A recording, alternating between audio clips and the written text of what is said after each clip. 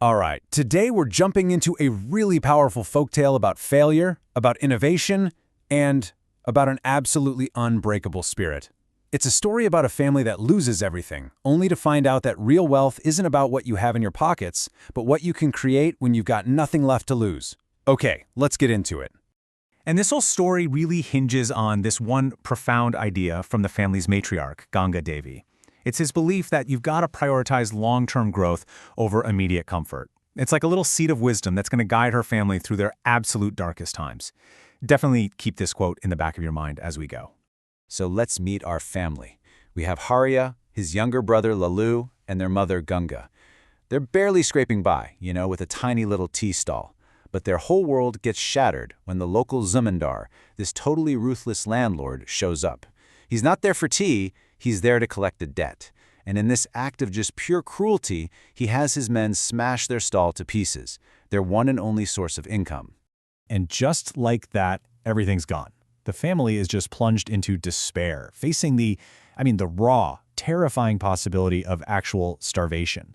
The question hanging in the air isn't just about tomorrow. It's about where their very next meal is going to come from. All hope is just gone. But just when you think it's over, in that quiet desperation, their mother, Ganga, she just refuses to surrender. She reminds her sons about this small, barren patch of land their father had left them. Look, it's a total long shot, a desperate gamble for sure, but it's the only shot they've got.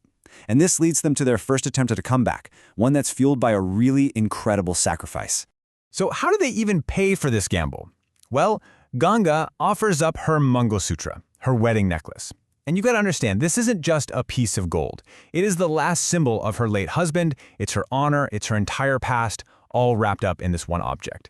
They are literally betting their family's legacy on a patch of dead earth. The stakes just could not be any higher. So the brothers, they're so inspired by what their mother just did, they pour every ounce of themselves into that land. Through the scorching sun, through pouring rain, they just work and work and work. You can almost feel their desperation and their hope just mixing into the soil as they try to will this barren land back to life. And at first, it looks like it's going to work. The field just explodes with these beautiful green watermelons. They haul their harvest to the market, and for a split second, it feels like they've won. But then, disaster. The watermelons, they look perfect on the outside, but they're white and totally tasteless on the inside. The crowd just turns on them, calling them cheats. They're publicly humiliated, forced to give back every single rupee. So they have to crawl back home, not just broke, but totally shamed. And yet again, it's Ganga who refuses to accept defeat. She tells them, look, if the land can grow vines, it is not barren. The mistake was ours. And her new plan? A much longer, much more difficult crop. Dates. But this is going to require an even bigger sacrifice. This time, they pawn the one thing they have left, their home, their actual roof. Remember that quote from the beginning? A tree is more important than a roof? Well, they are literally living that philosophy now, betting their only shelter on a harvest that is years and years away. So years pass, the trees actually flourish, and they yield these beautiful, sweet dates. The brothers go back to the same market, feeling confident this time, but they're met with this wall of prejudice. The merchants, they remember the whole watermelon disaster, and they refuse to even look at their new product. Their past failure has completely destroyed their reputation. They're rejected before they can even make their case.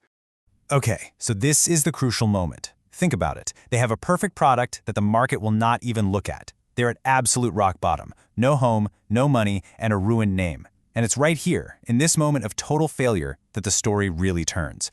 This is where ingenuity is born from sheer necessity. Ganga has this just brilliant idea. If the market won't buy their raw ingredient, fine. They'll create a product the market can't possibly resist. They'll transform the dates into barfi, a traditional sweet. They mix the dates with jaggery, they slow cook it all night, and they create something totally new. They aren't just selling dates anymore, they're selling an experience. And wow, does it work. This is the power of a pivot right here. They take their barfi not to that hostile market, but directly to the people in their village. And the reaction is immediate, and it's overwhelming. The smell, the unique flavor, it's a total sensation. Within just a few days, their date barfi is the #1 selling sweet in the entire village. They didn't just find a new customer. They went around the gatekeepers and created their own market from scratch. But of course, newfound prosperity, it doesn't go unnoticed.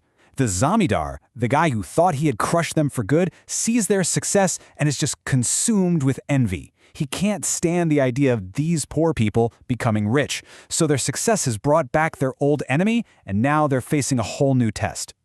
Now, what's so interesting here is the stark contrast in what drives these two sides. You've got the zamindar, who's just operating from a place of greed and scarcity. All he wants to do is destroy. And then you have the family, who's operating from a place of dignity and creation.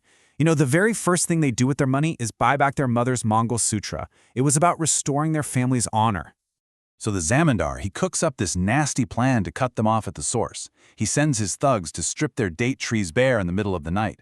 But in this amazing twist, an unlikely ally steps up. Champek, the same shopkeeper who had once publicly shamed them, becomes their protector. He overhears the plot and runs to warn Hariya. The very community they won over with their integrity is now paying it back. And Hariya's response?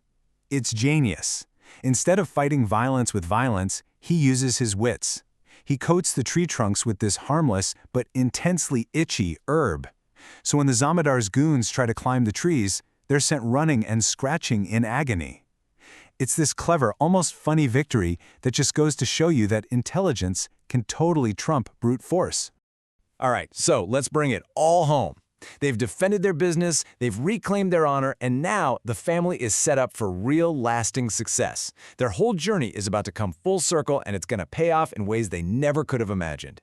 And you know how it goes. Word gets around. Word of this incredible date barfi spreads way beyond the village. A big-time city merchant, whose customers are all demanding it, shows up and places a huge, recurring order. This is the moment they scale up. They go from being a local sensation to a stable, wealthy business. They buy back their home, and they finally achieve the security they fought so hard for. So what's the big takeaway from all this? Well, there are a few really key things. First, failure is just a lesson, right? It's not a dead end. Those terrible watermelons taught them about their land. Second, and this is huge, when the market says no to your product, don't just push harder. Innovate the product itself. Third, their real focus was always on reclaiming their honor, not just on making money. And finally, their courage didn't just save themselves, it actually broke the zamindar's hold over the entire village. And that really leaves us with this one last thought for you. We all face rejection. We all face markets that don't want what we're offering, whether it's in our careers or our personal lives. And this story asks us, instead of giving up, how can we transform our own raw ingredients, our skills, our ideas, into something so new, so irresistible, that the world has no choice but to say yes? What's your barfi?